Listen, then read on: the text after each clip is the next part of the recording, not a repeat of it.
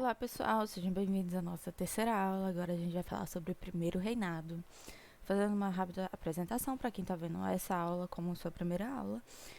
O projeto preparatório CACD é um projeto que disponibiliza aulas gratuitas em preparação para o CACD no YouTube, tá? É um curso assim, introdutório, preparatório, com foco no concurso de admissão à carreira diplomática.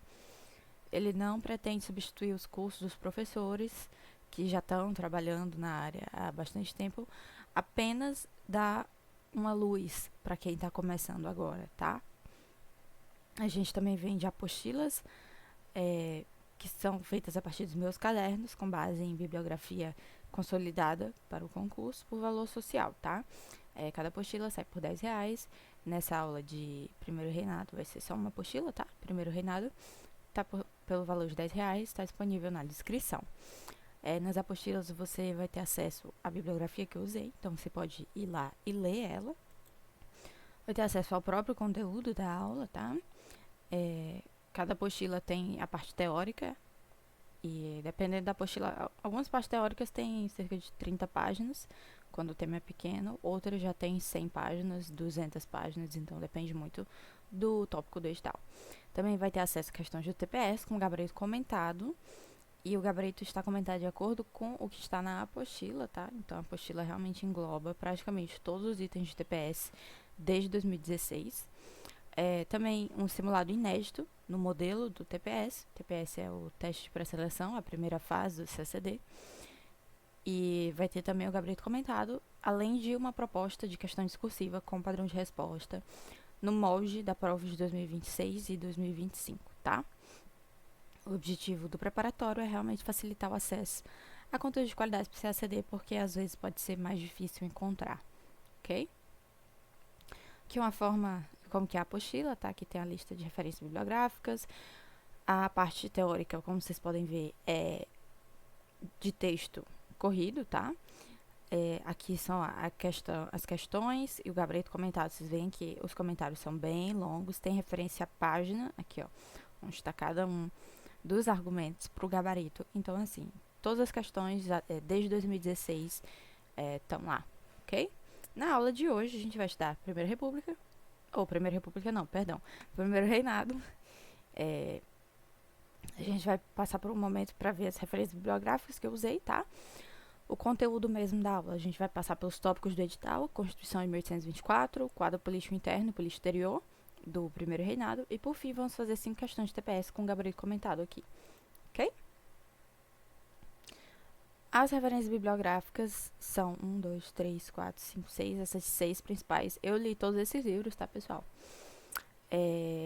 História da Política Exterior do Brasil, é uma referência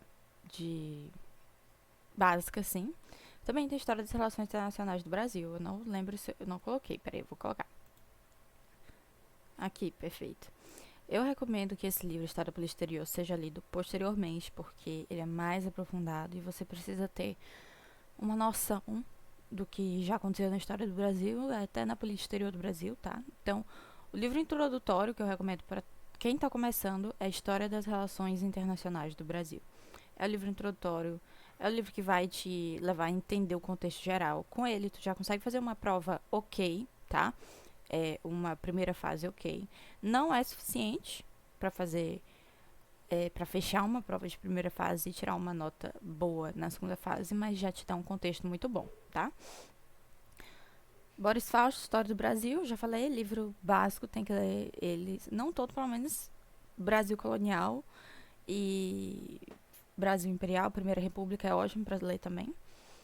Eu, com ele, eu li só ele para História do Brasil em 2024, porque eu tinha acabado de começar a estudar. E eu fiz uma boa prova de História do Brasil, acertei quase 80%, tá, da prova. Então, ele já dá uma base bem interessante.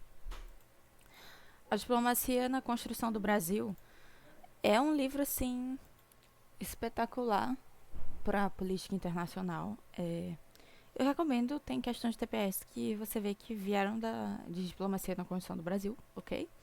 Mesma coisa com Brasil, uma biografia. Tem questões ali que são copiadas e coladas de Brasil, uma biografia. História do Brasil Nação é ótimo. Ajuda muito para estudar temas de economia e de cultura de forma mais aprofundada, ok? E esse livro aqui, História do Brasil, tomo 1, foi da coleção Diplomata da Saraiva. E é um livro bom, introdutório, tá? Então, se você está muito perdido e não quer ler História do Brasil, porque é grande, História do Brasil, lê esse aqui, que ele dá uma introdução muito boa, tá? Agora a gente vai passar para a Constituição de 1824, ok? A nossa primeira Constituição como país independente.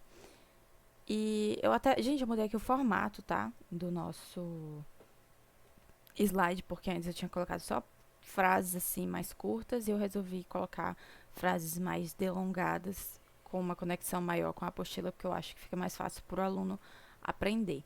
Eu estou aqui aprendendo junto com vocês a como fazer apresentações e dar aulas, então eu espero que ajude vocês, tá? O que acontece? O Brasil ficou independente em 1822, certo? Só que passou um ano, passou 2 e a gente ainda não tinha uma Constituição aprovada, tá? E Dom Pedro estava botando também uma banca ali para aprovar a Constituição. Ele falou que ele iria apoiar uma Constituição que fosse digna dele e dos brasileiros, mas principalmente dele. Então, a própria ideia de aprovação de Constituição, ela estava passando por grandes dificuldades na Constituinte, na Assembleia Constituinte, quanto na pressão de Dom Pedro. Vocês já vão entender o porquê, né? O que acontece? Numa Constituição, a gente tem uma distribuição de poderes entre Executivo, Legislativo e Judiciário, né? Normalmente, os 3 poderes. Especificamente em relação ao Executivo e Legislativo, porque o Judiciário costuma ser um pouco mais independente, o Executivo e Legislativo tem que distribuir funções executivas e legislativas entre si, sabe? O Poder Legislativo pode legislar até certo ponto e pode ter um domínio maior ou menor sobre o Executivo. Por exemplo, em sistema parlamentarista, o Legislativo, né, o Parlamento, ele pode levantar uma moção para tirar o primeiro-ministro, uma moção de desconfiança, e aí o primeiro-ministro teria que renunciar.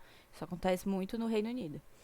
E, enquanto isso, o Executivo, ele pode ter uma maior capacidade de controle sobre o parlamento também, sabe? Ele pode, dependendo do caso, quando é uma monarquia parlamentarista, se o monarca tem mais poder, ele poderia dissolver a Câmara, convocar novas eleições, que é o caso do Brasil Imperial, foi isso que aconteceu.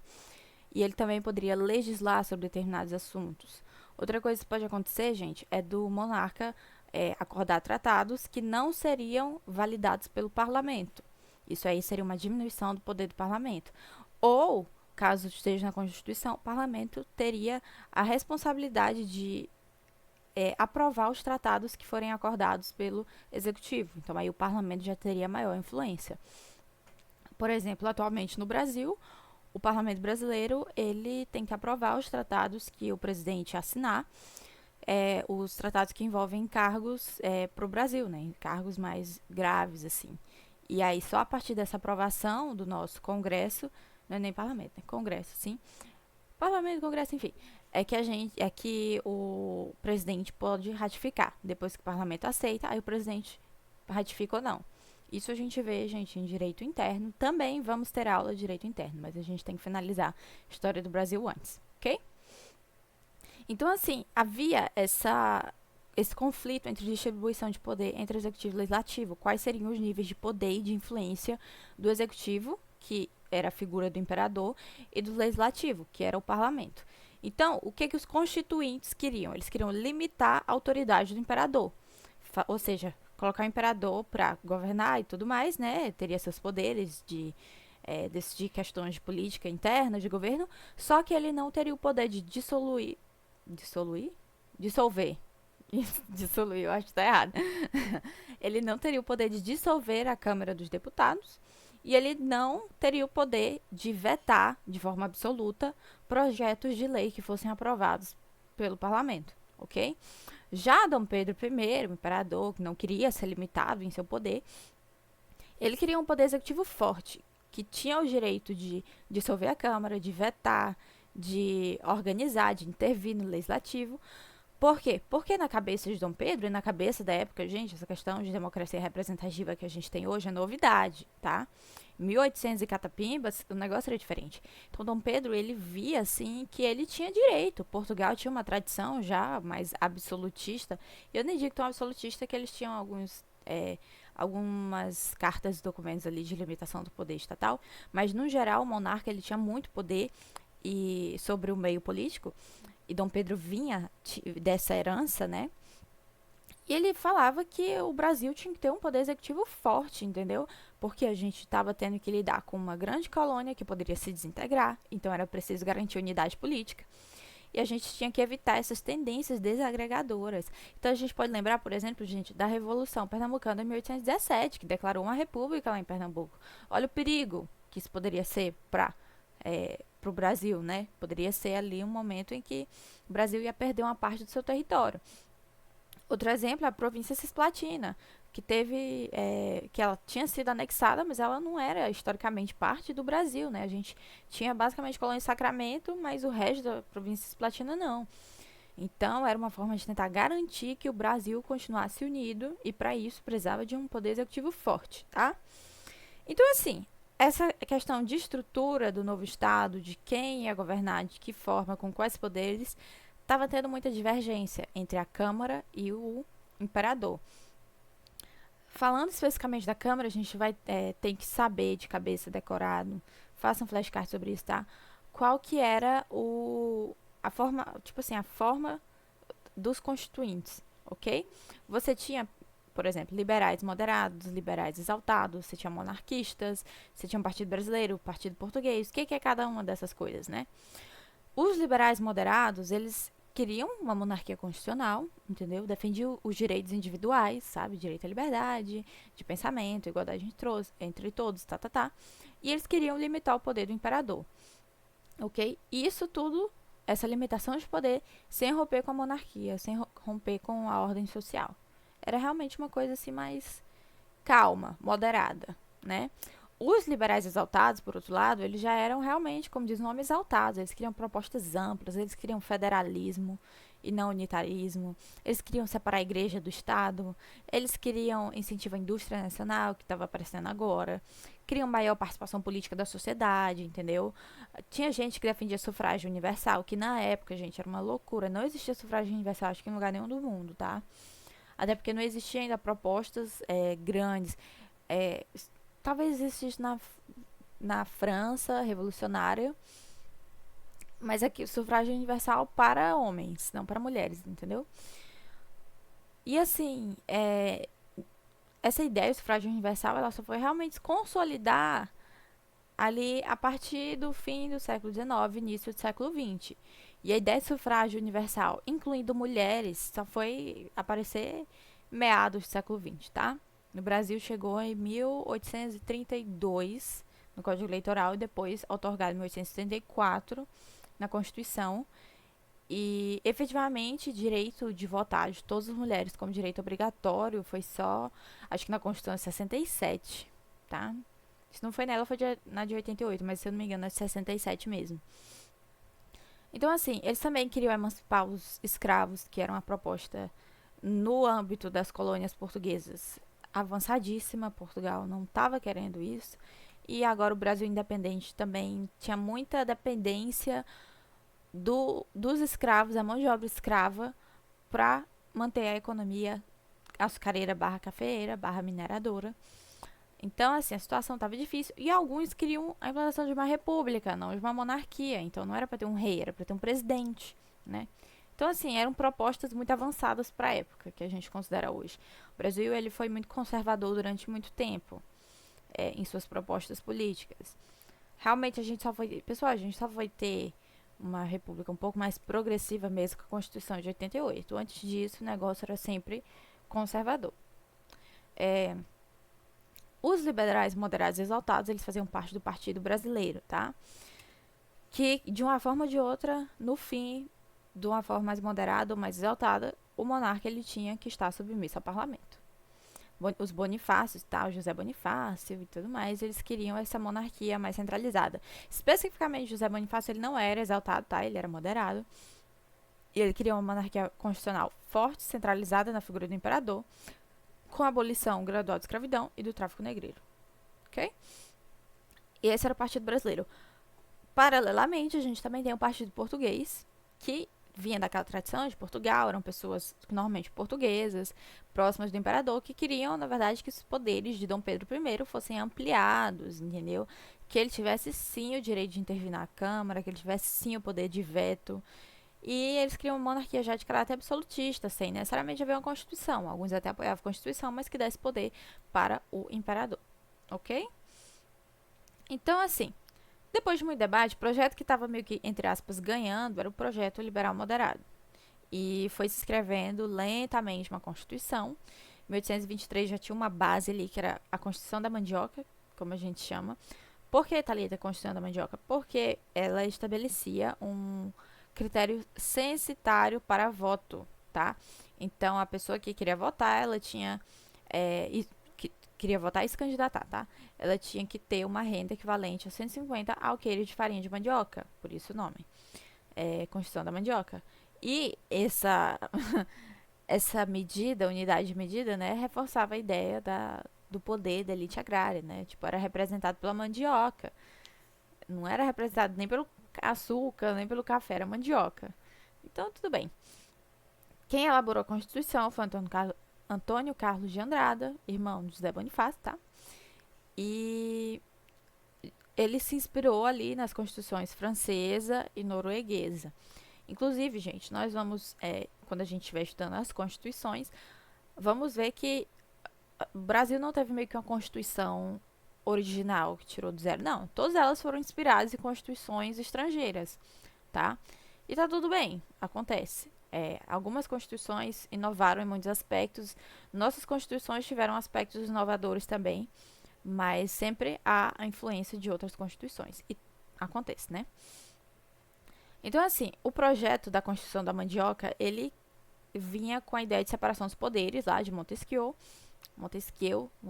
não sei falar o nome, e organizava o Estado em 3 poderes, executivo, legislativo e judiciário, e a preponderância seria do poder legislativo, tá? Então, o Partido Brasileiro estaria aí com a vitória do seu projeto constitucional. O legislativo seria o órgão mais forte e ia ser composto por deputados com mandatos temporários, se eu não me engano, era 3 anos, e senadores com mandatos vitalícios. Então, era pro resto da vida. Era eleito senador, ficava, tá? Já o poder executivo estaria ali sob responsabilidade do imperador e dos seus ministros, e o poder judiciário seria exercido pelos juízes, pelos tribunais. É bom a gente lembrar que a gente já tinha instituições de justiça bem estabelecidas. A gente já tinha uma tradição de justiça no Brasil desde a colônia, né? A gente tinha o juiz de paz, a gente tinha as câmaras municipais e tudo mais. Com a chegada da corte portuguesa, foram instituídos vários tribunais por todo o país, né?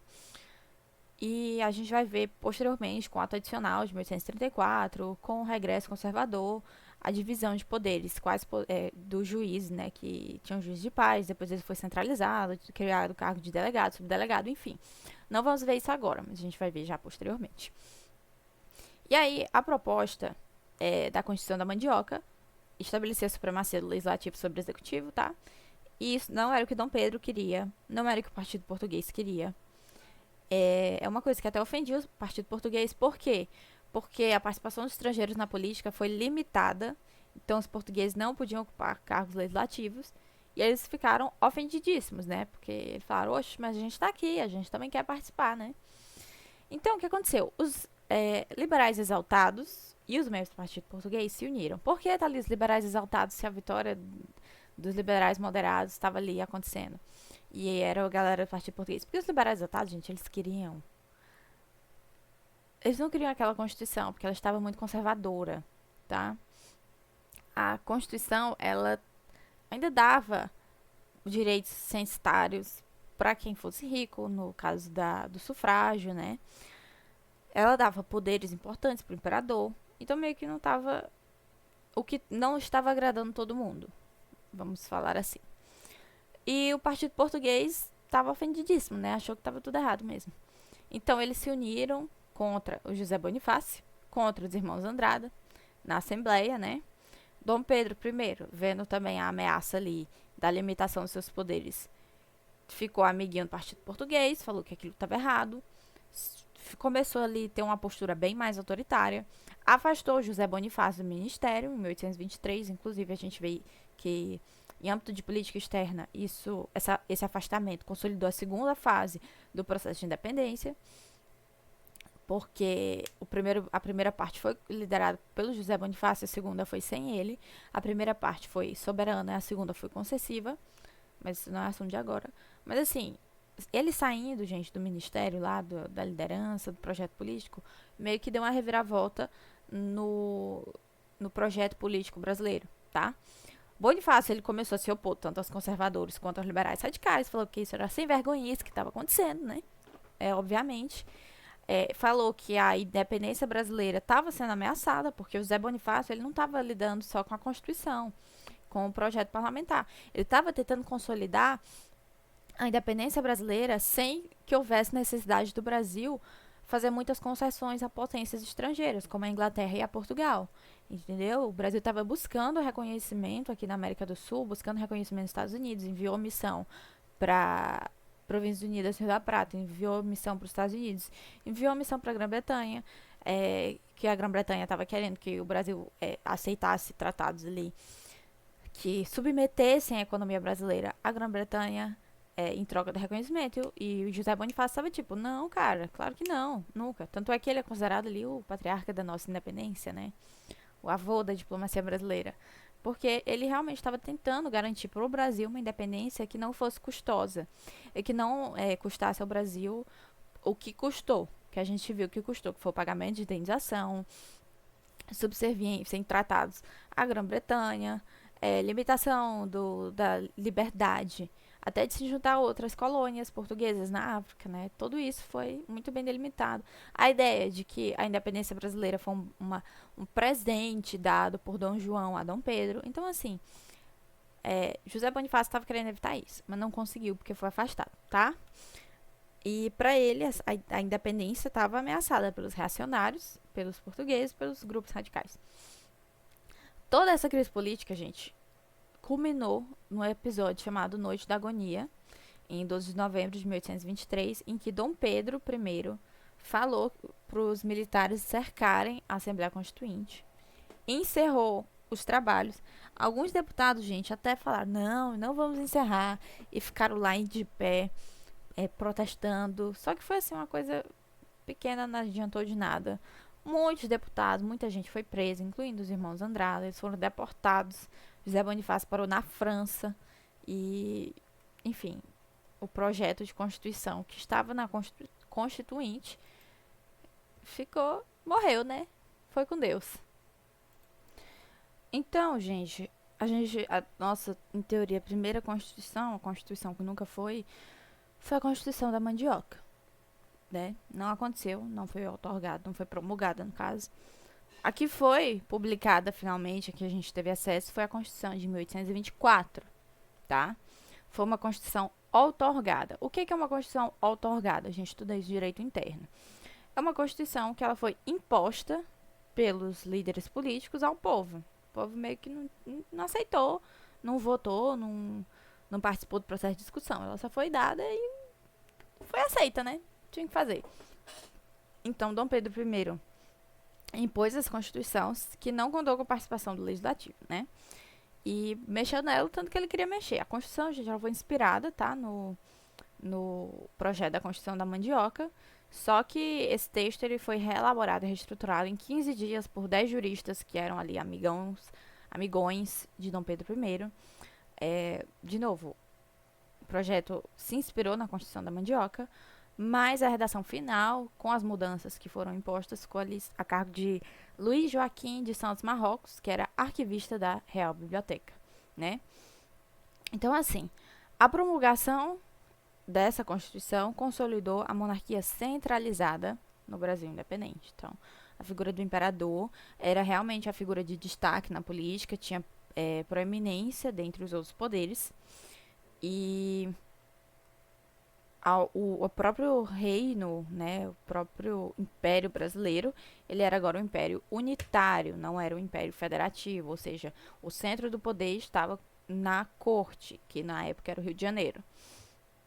Essa Constituição foi imposta de cima para baixo, não teve ampla participação da sociedade, tá, na elaboração dela. A cidadania política esteve restrita. Thalita, o que é cidadania? É a participação da sociedade na política. Por exemplo, pensa aqui comigo, gente. Todos nós aqui somos nacionais, certo? Imagina que todos nós já tenhamos a idade, pelo menos mínima, de votar acima de 16 anos. Então, nós temos o direito de participar da cidadania. Nós participamos pela votação, nós participamos em referendo, em plebiscito, projeto de lei, né? A gente pode propor projeto de lei e tudo mais. Ok. Isso é cidadania, essa participação política. Nem todo mundo tem ela, tá? Às vezes a cidadania pode ser limitada, às vezes ela é proibida pra gente, até 16 anos a gente não pode, é incapaz de exercer a cidadania. E aqui no contexto brasileiro, a cidadania estava restrita, apenas uma pequena parcela da população podia participar. Toda a população poderia ser considerada nacional, tinha nacionalidade brasileira. Não sei que fosse estrangeira, né? Mas enfim, brasileira, eram nacionais, eles tinham seus direitos garantidos, direitos civis, direitos políticos, podiam ter liberdade de opinião, liberdade de pensamento, liberdade de religião, mas não podiam participar do processo político. Então, eles poderiam ter nacionalidade, mas não tinham a cidadania. Ok? E quem tinha, Thalita, cidadania? Uma pequena parcela da população, que eram aqui os brancos e os mestiços com direito a voto, tá? Então, havia essa limitação a, por exemplo, o sufrágio. Só que, apesar das limitações da Constituição, apesar do critério censitário, apesar da exclusão de grande parte da coletividade do processo político, o Estado estava ali com sua estrutura organizada, tá? Divisão de poderes. Os poderes tinham suas competências e os direitos individuais, querendo ou não, foram garantidos. Direitos civis, sim, políticos nem tanto, mas alguns direitos políticos também. A Constituição, assim que ela ficou pronta, ela foi enviada para as câmaras municipais, as câmaras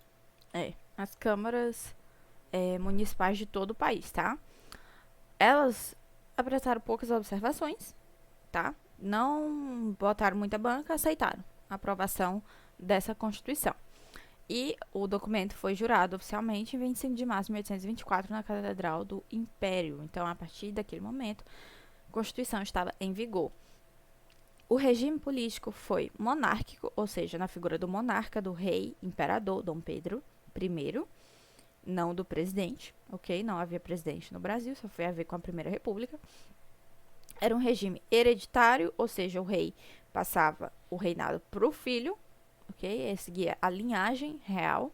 Sistema constitucional, porque houve a promulgação de uma Constituição. E representativo. Uai, Thalita, mas se a cidadania era restrita, por que o sistema é representativo? Porque, querendo ou não, existia o direito a voto a uma camada da população que poderia escolher seus representantes políticos, ok? O território brasileiro, que antes era organizado em capitanias, agora é organizado em províncias, então é o termo que a gente usa. Se a gente estiver estudando a segunda fase e for falar da presença portuguesa no Brasil e for falar de Pernambuco, de Bahia, não sei o que lá, a gente chama aquilo de províncias. Quando a gente passa para a independência, não é mais... a gente chama aquilo de capitanias, perdão. Saindo da independência, agora é províncias. E a gente, criou 4 poderes, não 3. Executivo, legislativo, judiciário e poder moderador, inspirado nas ideias de Benjamin Constant.